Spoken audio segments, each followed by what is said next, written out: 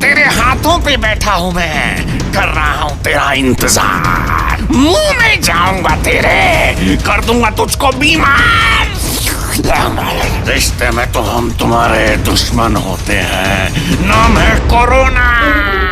Oh no no no please, खाने से पहले साबुन से हाथ नहीं धोना। अभी मैं इसके हाथों में हूँ, अभी अपने दोस्त से हाथ मिलाएगा और उसके बाद मैं इसके दोस्त के हाथ में बैठ जाऊंगा, फिर इसके साथ साथ इसके दोस्त को भी।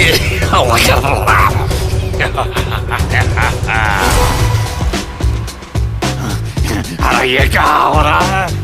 नमस्ते नहीं करनी थी, हाथ मिलाना था।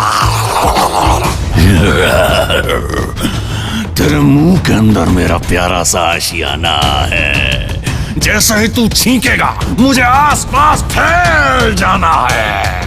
कोरोना का इलाज पूरी दुनिया के साइंटिस्ट ढूंढ रहे हैं, लेकिन कोरोना से बचना मुश्किल ही नहीं, नामुमकिन है। अरे ये क्या, इन्होंने तो मास्क लगा लिए और दूर दूर से बात कर रहे हैं।